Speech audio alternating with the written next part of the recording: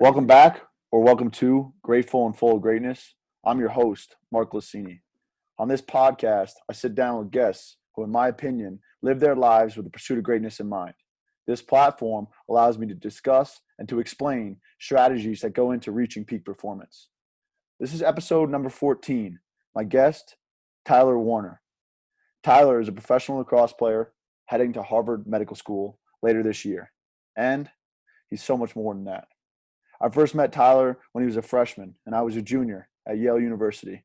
At that time, he was a focused, athletic, and determined teenager making the exact same transition in lacrosse I did, from the offensive threat to a short-stick defensive midfielder that the team and the coaching staff would count on to compete and to make an impact right away.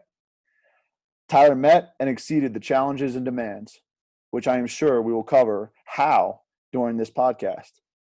Tyler graduated Yale with a degree in ecology and evolutionary biology, was selected a first-team All-American in lacrosse, the number one short-stick defensive midfielder in the country for the NCAA Division I lacrosse, and a member of Yale's national championship team in 2018.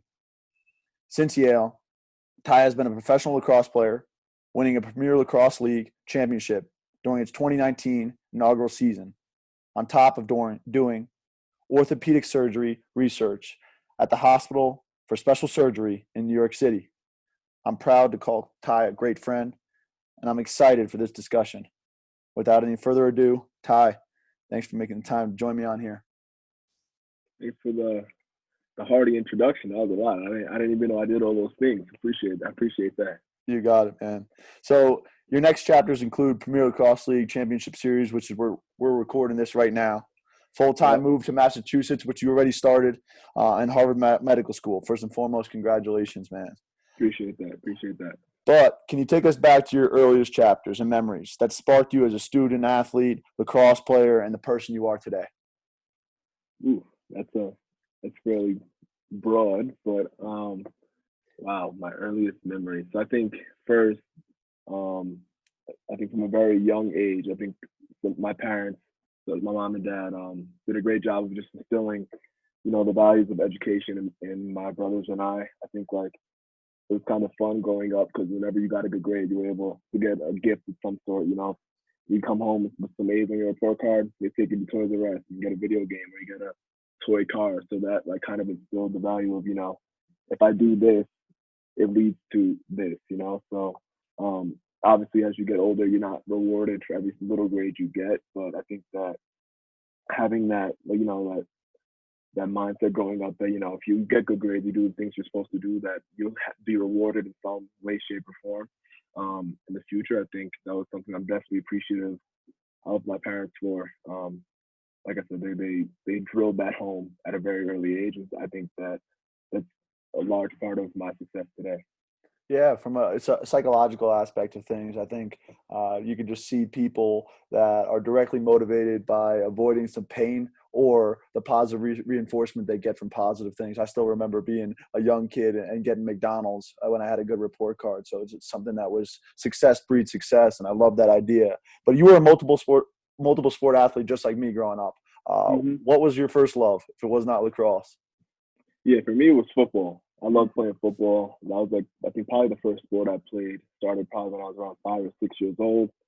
Growing up playing running back and just, loving being hit by people, getting, hitting other people. It was just like, I love the physicality of it. I love, breaking ankles on the field as a little peewee person out there running around. Obviously played basketball and baseball growing up as well. Played a little AAU ball until about 9th grade. And baseball was fun too. I know a lot of lacrosse players don't like to talk about baseball, but I still enjoy it today. It was just that by the time I got to middle school, after getting the stick in my hands, I kind of just got pulled in that direction. So, but yeah, I still have love for baseball. I know a lot of people don't. I love that. And something I want to touch upon for younger athletes that might listen to this, CNN put out an article that 70% of young athletes quit organized sports by 13 or 14 years old. And I just want you to go a little deeper into the things that you learned from the other sports. You talked about the physicality of football, but what other things come to mind that still help you out at the highest level as a pro athlete today? Yeah, for sure. So I think just sticking with football, I think there was no other season that I enjoyed more. It's like growing up, whether it was Pee Wee, middle school, high school, I loved football season even more than my lacrosse seasons, just because there was just something about the family atmosphere that was football. I think just due to the nature of the game, where you need like 11 guys all in sync at one time on every single play, you really just you learn the value of teamwork, you learn the value of accountability more than anything. It's like you have to do your job in order to, what is the saying? Like the sum of the parts greater than the whole. Like you have to do your job to make sure everybody else is squared away as well. So I think probably football is where I learned most of my sports lessons. Basketball, obviously basketball, baseball, every other sport has that teamwork aspect, but I think football more than any sport kind of embodies that, it's not just the individual, it's the team that leads to success. Awesome, man. And stepping away from the athletic side of things, obviously very successful from an academic standpoint too. And you've worked excessively and it's stuff outside as you talked about before this has even started, tutoring and mentoring, especially with the Harlem Lacrosse organization, student athletes. How has that experience been for you? And can you elaborate on your involvement and its importance to you? Yeah, so I think as just a black man that's been at least fairly successful up to this point, you want to make sure that you're always doing what you can to go back into, black and brown communities to help out those people that might be less fortunate than you. So after I graduated, and I even did work back when I was in school, but once I graduated, I partnered up with Harlem Lacrosse, and basically a few times after work, I'd have the chance to go down to a few schools in Harlem, get to meet with some of these kids and just, get your hands on them a little bit and just talk them through either their work problems, or, if they're going through something that they didn't necessarily want to talk about with somebody else in school, you can ask them about it, and, they kind of open up to you once they see that you're consistent in showing up, and then eventually they end up trusting you. So I think just building relationships with those kids is something that's always been fun for me. I hope that they, get as much out of it as I do. But it's definitely something that I look forward to all the time, even though I'll have a long work day sometimes, but, going and being with them for whatever it was, like 2 hours after work was always, just a bright spot in the day. Those kids are, you kind of, at sometimes you feel bad for them because that they come from situations that probably aren't ideal and that most people, including myself, haven't even gone through. And that a lot of them are really bright individuals, but just haven't been given the proper resources to maybe be as successful as they would want to be. So if there's anything I could do to help, those kids and help them, get to where they want to be, I've always been more than happy to try to do my part. I love that. And I mean, even at your age, man, it's clear as day how much of a role model you are, how much people that are younger can look up and just aspire to role models. I think that's so important. Something that you talked about is the consistency in which you did it, right? Not just showing up and being a face every now and then, but doing it on a consistent basis and staying along the same thread in regards to your life outside of the medical and lacrosse field for now. Where and how do you invest most of your time?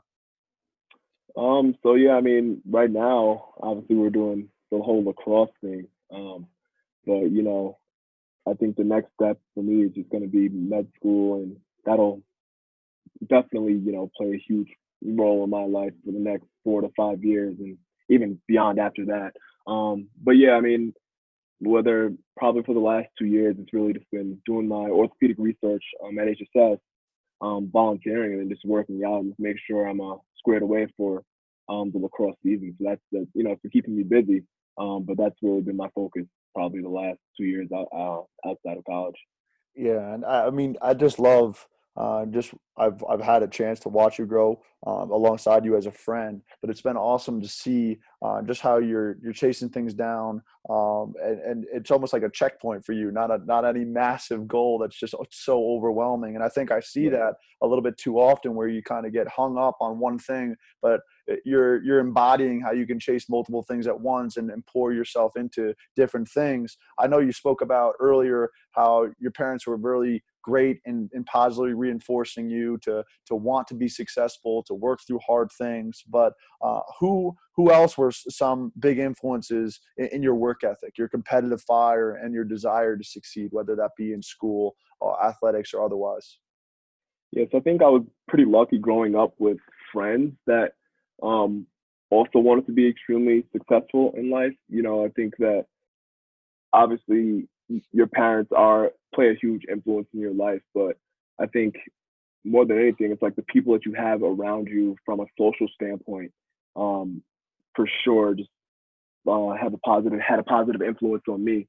I mean, I know like a lot of my friends were just extremely competitive in everything that we did. So whether it was in athletics or in school or like something like trivial, like trying to get girls, whatever. Um, we always felt like we wanted to outdo one another in a way, and I think like and just like that positive competitiveness. I definitely think it's something that helped me kind of get to where I'm at today. So I mean, obviously, I give a ton of credit to my parents, and like they 100% have been great, but I can't understate the impact that the people that I just hang out with that wanted to be great as well. Like the people, the impact that they had on my life has also been tremendous. I love that. And I mean, it's all about that kind of competitive fire. I was speaking to Anson Dorrance, and he said all the way through the college rank, you can win with competitive fire alone. I think that's really critical. But if you were to give some middle school or high school kid some pieces of advice to focus on, to really, this is how you do both really, really well, what comes to mind if you were to give a younger version of yourself or kids that age some piece of Hmm. advice? I think kind of just harping on what I just said, like surround yourself with people that also want to be successful. I think that like we are a product of our environment. I think that's so true. And so like I know for my friends, like being smart was cool. You know what I mean? Like and it sounds I don't know if that's like what it is for everybody, but we always like it wasn't cool to not be doing your work. You know what I mean? And so, um, like I said, just like the positive influence of having those people around me is definitely something that I'm grateful that I had growing up, and I would certainly make sure kids, seek out those people that want to drive you as well, because it's tough to hold yourself accountable sometimes. But if you're kind of not indebted to other people, but if you have other people that are willing to hold you accountable and you feel like you have to do what you have to do because you want to keep up with them as well, I think that's definitely, something positive to get you moving in the right direction.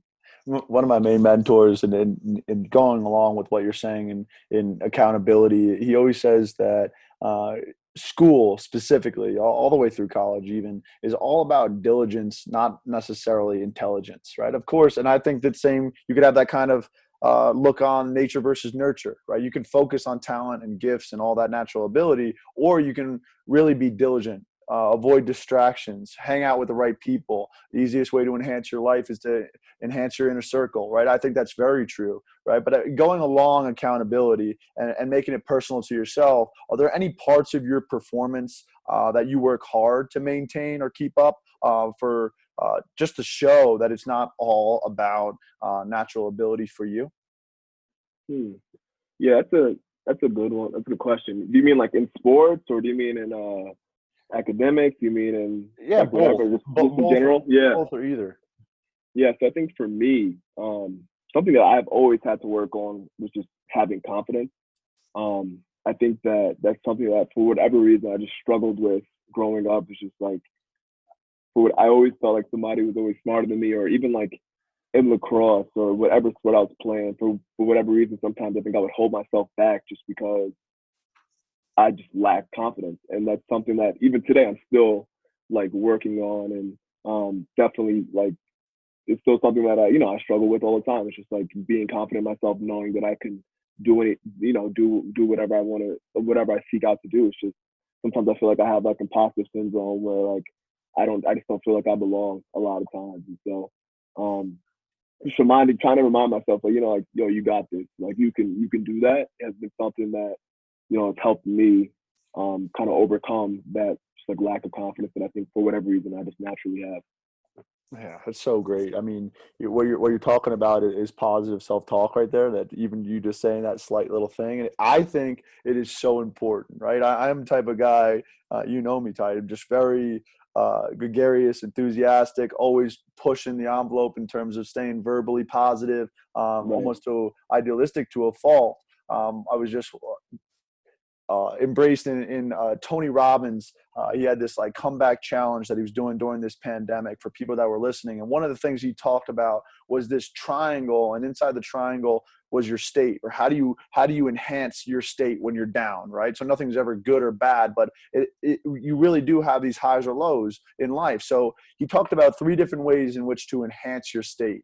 And one was your physiology and just getting wider. Right. If you get wider and you have a bigger pose, you maybe put up your fists and pump your fists and smile, you can actually enhance your state. The second one was focus. Are you going to focus on the past or the future that you have no control over, or are you going to surrender the outcome and focus on what's in front of you, which is that leads into the third thing, which is your language and meaning. Right. So you have your physiology, you have your focus, and then the third one being language and meaning. And the fact that if you can say something positive, your unconscious mind is listening to you, and it's always looking to work for you. Therefore, if you can replace that little negative talk in your head, those 60 to 80,000 thoughts, 60 to 80%, which are negative, if you can replace those with something like, I can do this, I mean, it makes a little difference a lot of the time, which stacks that momentum and allows you to go on to the next thing. So I love the fact that you brought up the fact that you even do it, even if it's not every single day.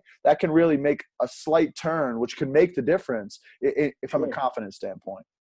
No doubt. And then going along even further, now that you're such a high caliber athlete, there's like even more things that are important or that separate you from your opponent. Recovery, nutrition, hydration. Is there anything that you really key in on as more important that you didn't really pay attention to when you were in high school? That's a good one. I think the preparation, like just as far as like getting mentally prepared for a game, whether that's like watching film or kind of like you said, like self-talk and kind of seeing plays, seeing yourself make plays before they happen. That's probably been like the main thing that I've noticed like a change in my, from high school to college to now. I think that I finally kind of got a grasp on how to prepare. I'm not great at recovery still. I still don't know what to do with that. Like as far as like icing, you'll never catch me in an ice bath. I'm not doing it. Refuse to do it. I don't know if Normatec works. I don't know about any of that stuff. But I think that like before going into a game, I know that I have a good idea of what I want to do out there, like how I want to dictate dictate to my opponent. I have a strong idea of what they're going to do. So I think like that mental preparation is something I never cared about in high school. Was kind of just roll the balls out, go play. So I think that's definitely something that I've worked on. I kind of learned how to do in college, because I didn't know how to watch film or I didn't know what to look for when trying to guard somebody. But now I think like I finally have a good grasp on that. I think that's helped tremendously in my play. I was reading a book called Good to Go, and it was all about recovery. It was hundreds of pages, and by the end of it, the conclusion was that what works for you might not work for somebody else, right? And I think it was demystifying. Is it okay to have a beer after a marathon type of thing? And there was a lot of science behind it, of course, but there is stuff that works for one person that doesn't work for another. I mean, the Premier Lacrosse League was partnering with Whoop, and I've been using the Whoop just to see kind of the biofeedback and the data of how much sleep I'm getting, how much my heart rate's going up. And I love that you talked about the mental preparation being one of the things. Obviously, I'm huge on that. And watching film, the term is proprioception, where you actually can see yourself making that play as if there's a camera behind your eyes. And I really like that type of idea, because there's little adjustments and strategies like positive self-talk and like proprioception that can, when you get on the field, it doesn't feel like it's the first time, right? Jerry Rice says he never caught a pass that he didn't already see himself making. It'd be weird if he wasn't one of the greatest of all time and has the most receptions and touchdowns of all time. Going forward, and we won't stay negative for too long, I promise, but when you reflect and maybe some of the harder times or the lows along your journey that were certainly difficult at the time, but helped you grow into who you are today, what are those particular events or experiences? So I think probably my hardest years, and believe it or not, were probably in college. Like, I did not like college at all. A lot of people say it's supposed to be the best 4 years of your life. It was not for me at all. I think we might have touched on this before, like, just talking. But I think that obviously being at Yale and being on our lacrosse team, being the only Black player on our team, that was definitely something that was for sure tough for me at the time. I think coming in as a freshman, I wasn't really sure what to expect. Coming into Yale, you have your preconceptions of what that's gonna look like. I thought it was, like a preppy white school, and then I'm on the lacrosse team, only brother on the team, and I'm just like, okay, so this is probably preppy white times 100. And so I remember coming in, and it was really goofy. I remember I bought like khaki shorts and boat shoes and all this stuff just so like I could fit in. And I think that when I was trying my best to fit in and, just blend in with what all the other guys were doing, I felt like I was like suppressing myself in a way. And so I remember my freshman year, like my freshman fall, I remember going home and I was like, and I didn't know what to do. It was just, I felt like there was a ton of pressure on me for whatever reason. I felt like I think just naturally when you're the only like Black person on a team, you just feel like eyes are on you at all times. For like, even if they're not, you just feel like that's kind of what you're going through. And something I always tell people is that like I'm never truly ever comfortable being the only Black person in a room.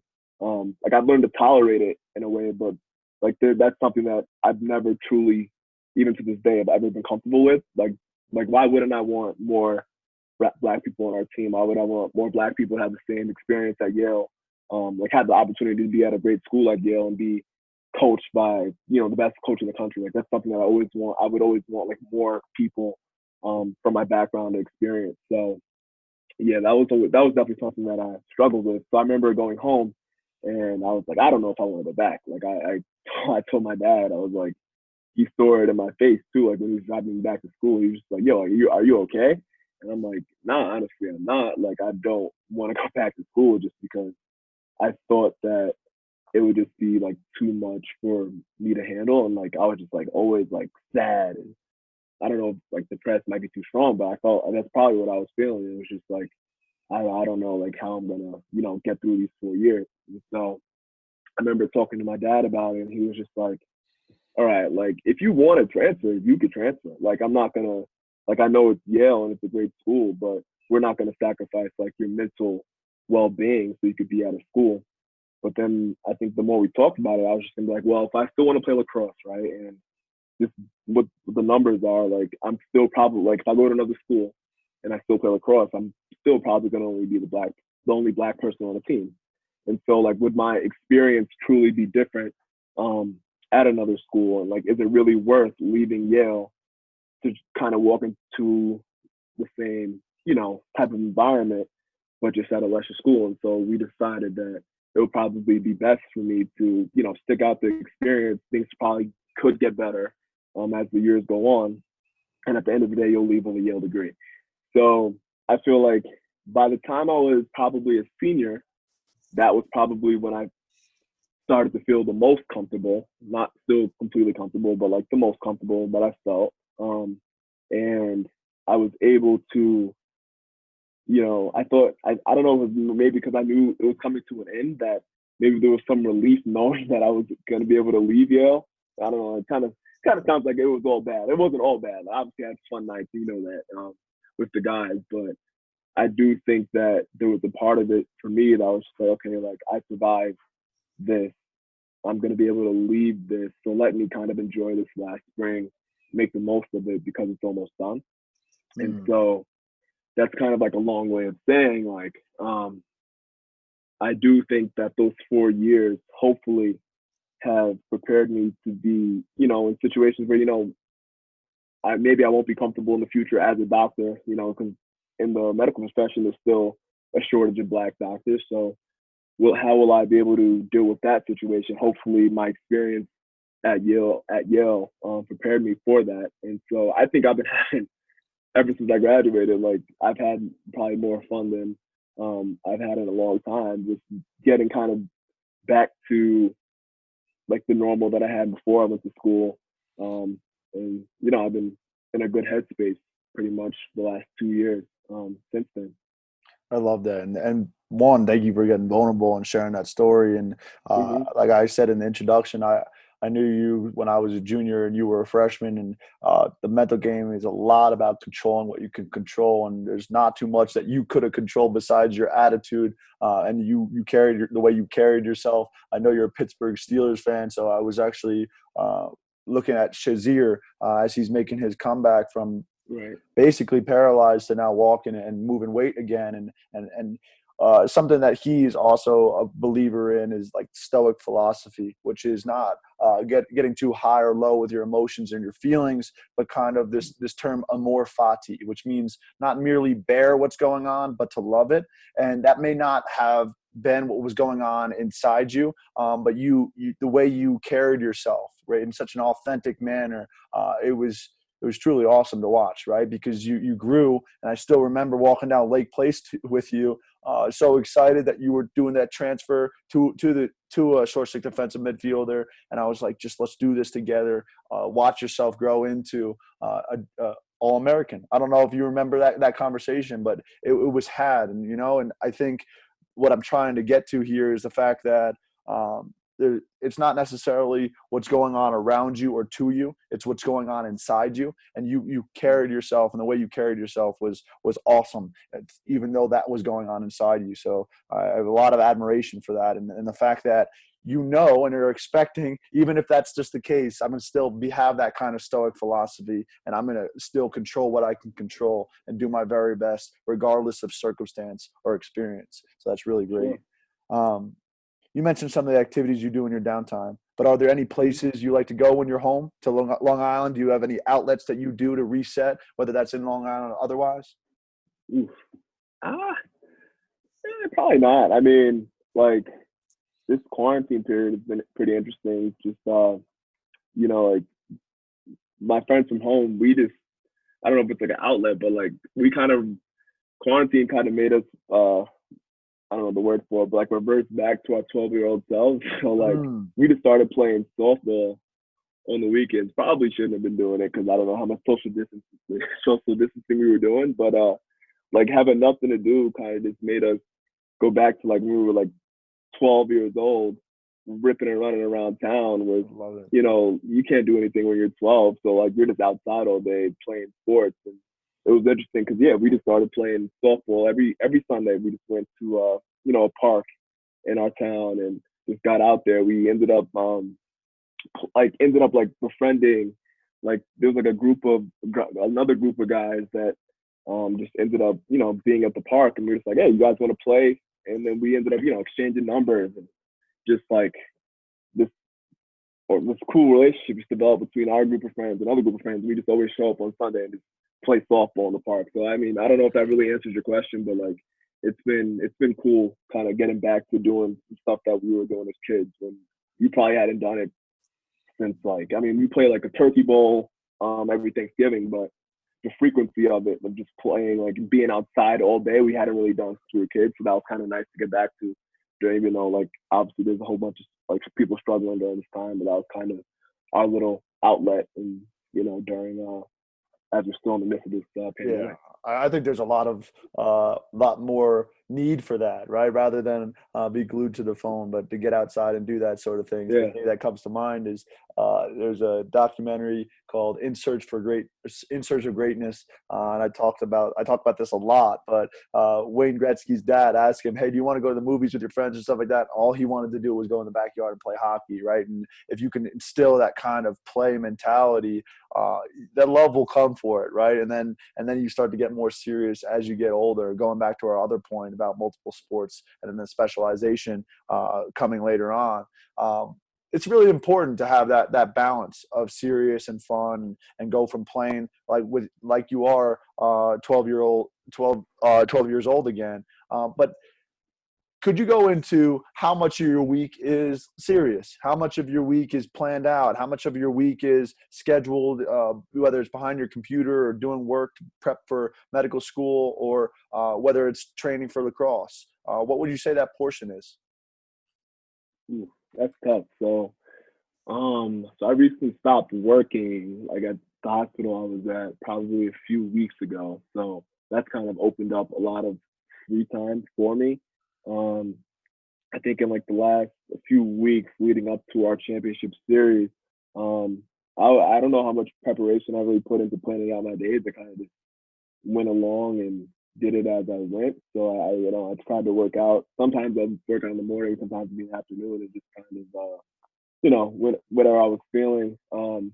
The med school stuff, like sometimes you have to be on, and we'd have to do like a meeting, and there was like we've been building pretty good camaraderie with some of the people in the class just on our own, which has been pretty cool to see because obviously we're not going to be on campus in the fall, so we knew that we really wouldn't have a chance to meet each other in person. So we've been organizing like little like game nights, and we had like a movie night the other night. So that's been pretty cool.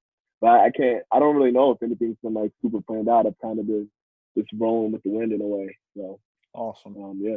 Yeah, I love how you're able to carry it off as cool, calm, and collective, yet be so successful. It's really awesome, man. And as a top-level student and athlete over the years, is there a common myth or a piece of advice that you were told that turned out to not be true based on your experience? The reason I'm asking you this is because I remember you having to come to workouts, come to practices after long nights in the lab or studying. Are there any lessons that come to mind that you only learned through that experience of staying up late, whether it was with Ben Reeves or otherwise, that you really can't learn unless you're in the trenches? Is there something that taught you is that those late nights of studying all the way to the early morning and then right to a workout that we have 2 or 3 in the day ahead? Yeah, that's a tough question. I'm trying to think. Did I debunk any myths? I don't know. I really don't Or know. what did that teach you about being so all in on kind of one endeavor all the way to the early morning, knowing that you have that hard workout and then a practice later that next evening? Has to be mental. Yeah, I mean, I think the fact that I didn't debunk any myths is probably a good thing. I think it's good that I probably learned the right lessons growing up. But I think that going to college was a whole new animal of really trying to realize what hard work is. I don't think I really worked hard until I finally got to college, just because not that everything came easy to me, but like actually like pulling all-nighters and having to lift with no sleep the next morning, and still being on your P's and Q's at practice. That's something I really hadn't experienced before being in college, and deciding to be pre-med, which is not advisable if you want to play sport. I'm just kidding, but no, I mean, like that really taught me like what hard work was. I know for a fact I didn't really know what it was. I thought I knew what it was before coming to college, but I really didn't. There's nothing like like I said, pulling all nighter, doing a lab with Reeves, and then getting a text from you're trying to text the strength coach to get out of a lift, and he's like, "Nah, get your ass in here at 6 a.m. and you didn't sleep," and he's making you, I remember one time I tried to get out of doing like a squat rack, or no, he wanted us to do sleds. This is Coach Newman, and on no sleep, and I'm like, screw that, like I'm not trying to do prowlers and after getting no rest.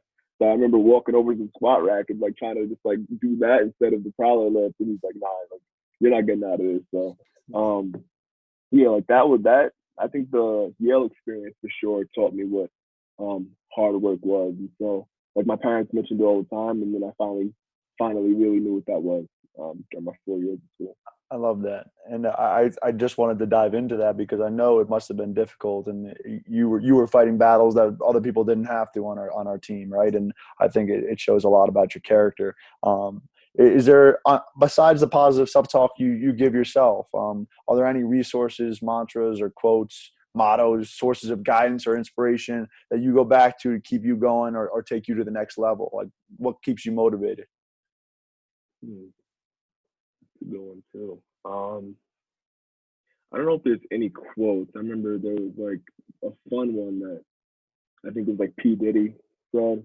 He's like, it's like a video of him on the phone, and he's just like saying like, "I'm a monster, I'm a beast. Like there's nothing that I can't do," something like that. And like I think he like just closed the deal or something. He's like slamming the phone and getting all excited because he like knows he's that guy. And so I remember kind of going into my med school interviews, and like that's always like a stressful time because interviews are stressful anyway, and then like now it's like this is deciding the rest of your life kind of moving forward. And so I remember going through that process, and I think I was psyching myself out at first. Like I remember had my interviews all set up to go, but I would always like push them back to the later date because I didn't want to actually have to do it. So like I could have had them say like I got a notification like you can schedule your interview for August. I pushed it back to like November because like my first interview was in November because I was just so scared to do it. But then eventually, somehow I just told myself like, listen, if they want to interview you, that means they want you.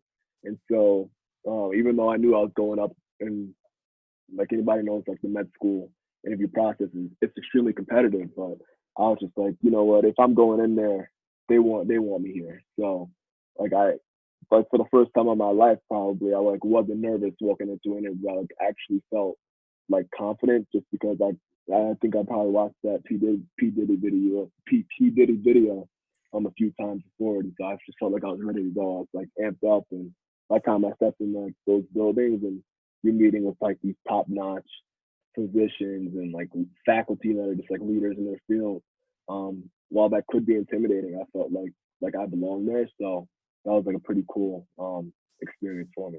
I love that.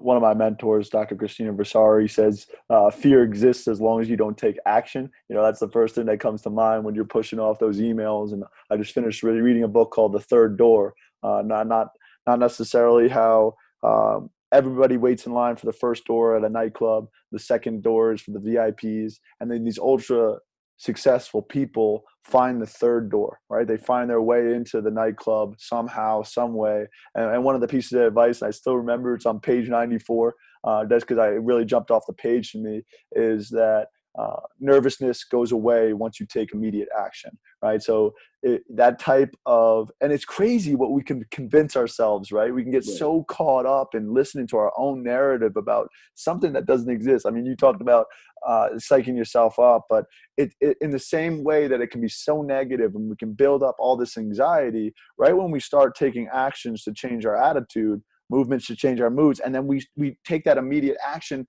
what ends up happening is fear fades away and nervousness is obsolete. So what a great story, because I think there's a lot that you can like relate to when you're saying I'm a monster, I'm a beast, just like P. Diddy, whether you're going into a med interview or on the field. So I absolutely love that. You've been playing team sports since you were young and competitive lacrosse at the highest levels for many years. Now you're about to begin medical school.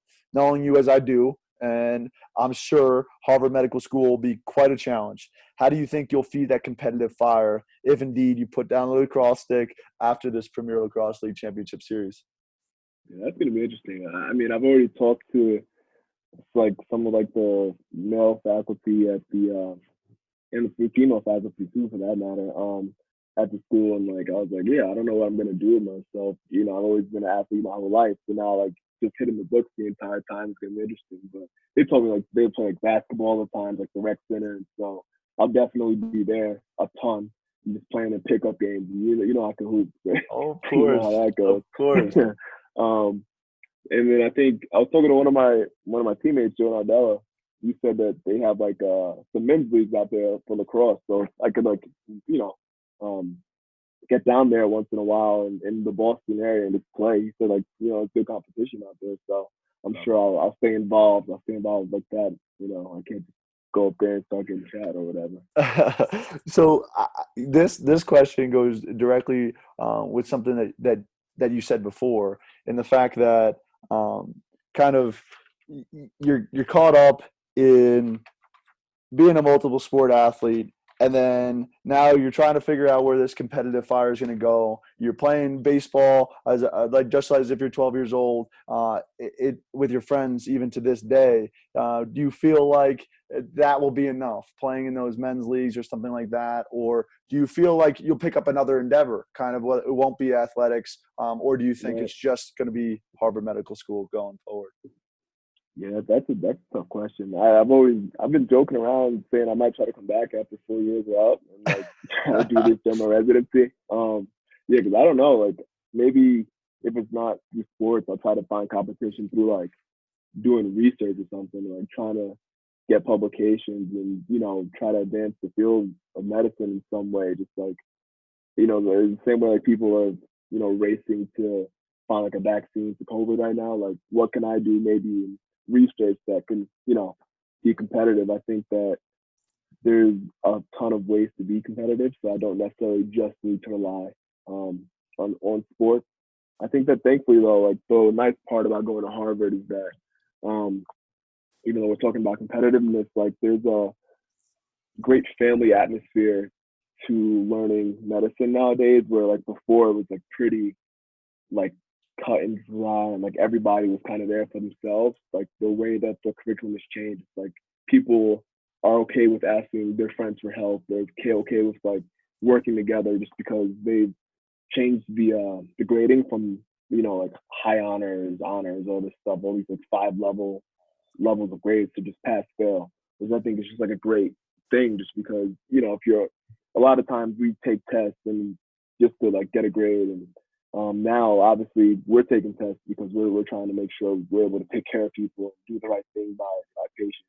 So right. I love that they kind of, even though it kind of sounds soft and like it's not, I love kind of that they're taking like the competitiveness out of it in a way. Obviously like we're all super self-driven and want to be great at what we do, but I think that it will be nice to be able to work with people towards the same goal of like, we want to be great physicians because we want to treat patients. We're not just here trying to rip each other's heads off and trying to get like some stupid like society honors just because like we want to like something on our resume, you know what I'm saying? So yeah, I kind of like that aspect of the new curriculum that most schools are kind of doing now.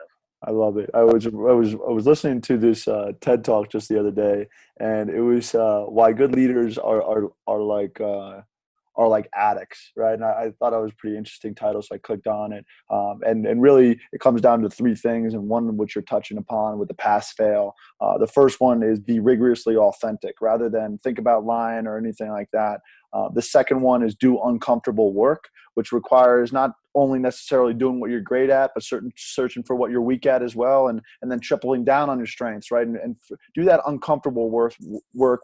Most of it is going to be probably going to be internal. And then the third thing is surrender the outcome, which has so much to do with the mental game, right? Being process-oriented, character-driven, make sure you're doing something that you can treat a patient later on in life rather than doing it for a grade. And Dr. Gilbert, one of my main mentor, he says that kids grow up as question marks, and by the time they get to college and beyond, they're periods, right? And you ask a question to a kid, and they rarely raise their hand unless they know it's going to be on the test. And that's something that comes to mind all the time. The kids go, is this going to be on the test? Is this going to be on the test? And that's not what it's about, especially at the level that you're going to. So I know what you're saying when you say I'm happy that the competitiveness is going to be out there, because we're all looking to help others, and when we help others, we help ourselves. One question that I wanted to touch upon, that you said you have that imposter syndrome, that confidence, as you start checking these things off, right? Being a top short stick defensive midfielder, being a national championship, winning the national championship, playing in the Premier Lacrosse League Championship, winning that too. As you check these things off, now Harvard Medical School, do you feel like the confidence is increasing now, or is this something that you still struggle with even today? Yeah, no, the confidence thing is something I think I'm gonna have to battle all the time. Mm. Because now it's just like it's just the next thing, you know. It's like, and now I'm pretty much back to square. What is it, square one? And like it's just like I haven't done this med school thing before, you know, and there's just a whole bunch of extremely intelligent kids that are going to be at Harvard Medical School, and like I'm unsure if I really measure up. You know, quite frankly, like that's still something that I think I'll always have to keep trying to build myself up from a confidence standpoint, just because there's always just a new challenge. And I don't think, like I said, until you've truly done something or already accomplished it, you don't. At least for me, I don't know like how well I'm gonna do. You know, these next 4 years. Hopefully, you know, I'll cruise through it, but that's probably not going to be the case. You know, and so um, obviously, you know, I'm gonna try to put in the work to make sure I get everything done. But it's not like I'm going into this with everything, you know, with everything figured out. I don't have the book on this yet. So it's stuff, you know, I know that I belong. Like I got in, and they wouldn't have taken, like they wouldn't have accepted me, you know, if I didn't belong. But there's still just, you know, like am I actually going to be able to keep up with these kids? Am I actually going to be able to learn just like the crazy amount of information that I'm going to need to know, because there's just so much.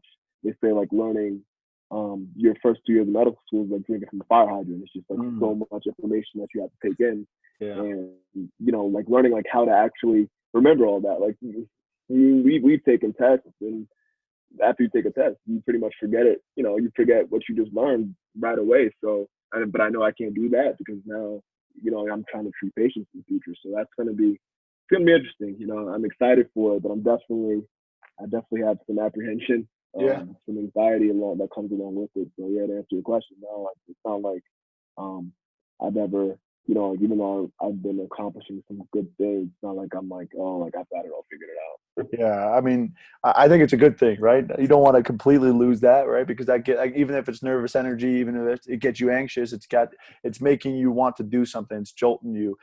There's something that I always talk about with my clients is when you come across an obstacle or what seems like an obstacle, you can take a bird's eye view or a worm's eye view, right? And if you take a worm's eye view, the thing looks massive, right? But if you take a bird's eye view and you say, oh, this test or this little thing that I have to do today, it becomes little, really, and it becomes an opportunity, right? Kind of like the Ryan Holiday obstacle is the way. An obstacle becomes an opportunity when you take that bird's eye view and you say, in reality, there's such a long journey, and this is just one of the things. And something that you said, it was a little short sentence that I picked up on it. I'm going to put in the work, right? That's omnipotent among all peak performers. Win, lose, or draw, they go back to the work because that's what they can control. What's next? That neutral thinking rather than what if or if only in the future, or regretting something in the past. They take care of right now, that kind of neutral mentality. So there's two parts to this title of this podcast, right? Grateful and full of greatness. And that's where I'd like to finish. So when you look back Mm-hmm. and you embrace right now, who and what are you most thankful for? I'd probably just say my parents. I mean, I know I mentioned them early on, but they've just been like my foundation. You know, I don't know where I'd be without um kind of everything that they've taught me, everything that they will continue to teach me to this day. Really, I can't thank them enough. I mean, I know we talked about it earlier, but them just instilling the whole education part of growing up into myself and to my brothers as well.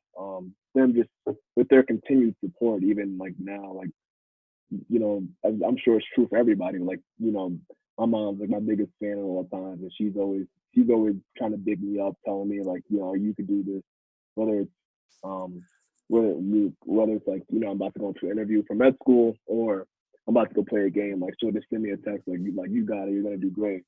And then my dad, you know, he's not always trying to big you up, but he's like, you know, he's always there for you as well. And probably just coming from like a more like a realism point of view. Like he's not gonna say like, oh, you're just the best, but he's gonna be like, all right, like if you do what you're supposed to do, like you'll be good. And so I just appreciate them so much, and um they're 100% responsible for who I am today. Yeah, so they're such great people, and their energy is contagious. I miss them just talking about them. You're on this podcast for a reason, man. You've been pursuing it ever since I knew you as a freshman at Yale. Now you're doing such great things, at every level, and it's all about the pursuit to you, which I love. That's why you're on this podcast, is because you're just looking for the next thing to go hunt down, right? Eyes in the front like the hunt, and what makes a lion the king of the jungle is the fact that there's nothing it won't hunt. It's not the biggest, it's not the fastest, it's not the strongest, but there's nothing it won't hunt. So you're well on your way to achieving great things and raising the bar even higher. But when you look around and you see others around you, like you talked about your relationships early on, they were chasing the same things that you were, and now at this level as a pro athlete and a Harvard medical student, what does greatness look like to you? How would you define greatness? That's tough.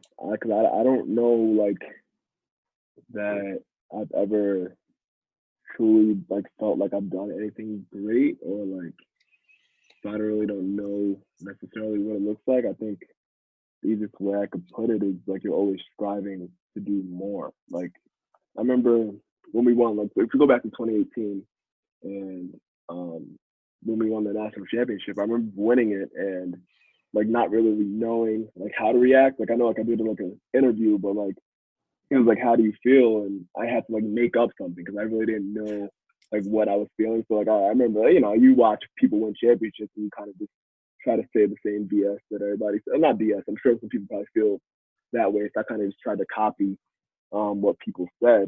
But I think for me, it was kind of weird just because it was like the end of everything. And like after winning, like you go and party that same night, the next day, and then you're just like, all right, like what now? Like you don't know what else to do. It's like we won, and like that was really cool. We put in a tremendous amount of work to do it, but not that it's like not satisfying, but you really just, I think, fell in love with the process and like trying to keep like trying. I think like for me, it's like trying to get to a goal and like it's more fulfilling than actually getting to it in a way. Yeah. So like just to like go back to your question, it's like I don't really know what will be defined as for me as greatness if it's like trying to get to a certain goal, just because I feel like not to sound cheesy, like I'm never satisfied because that like sounds super corny, but I feel like there's always something else to do. So like even like just getting to Harvard Medical School, like yeah, that was cool for like it was cool for a week, and then it's like, all right, like now I gotta go do it, and I'm sure it'll be the same once like I match a residency. I'll be like, okay, that was cool, but like that's just like the process of getting there is kind of like what I don't even know if I enjoy it. It's just like what it gives me fulfillment. So that's like the best way I can answer that question. Yeah, and I mean it is what it takes, right? So I was one of my favorite guys in the field of psychology is Jordan B. Peterson. He wrote a book called 12 Rules for Life, but he has this short little video on social media, Instagram, and he says human beings are activated by having an aim rather than attainment, right? Because once you attain something, then the whole game ends, right? And I think that's so true. So where I would love to wrap this up is saying like you're off to Harvard Medical School. I'm excited to maybe have you on 4 or 5 years after it's all over, right? And do this again and say what have you learned, right? But I think it's important to embrace that ride, right? Because not wanting to come to an end, I think we're always growing and becoming, right? And that's what's most important. I want to thank you for coming on here, but it's been awesome to be so close to you. To become such a great friend, compete at a high level, but also just know that I can turn towards you for great energy. And I really cherish our relationship. So appreciate you. Appreciate you having me on, man. And like everything you said, goes right back to you. Reciprocate the same type of energy. You obviously, the impact that you've had on my life, just at Yale, and just the confidence that you instilled in me during our time there. I still remember the after we lost, after our sophomore year, I still remember that conversation that we had. I don't necessarily to, share what was said, but that's still something that I know for a fact you saying it to me during that time, I was able to manifest it, and pretty much because you told me I could do what you said. So like all the appreciation in the world for you. Thanks for having me on, man.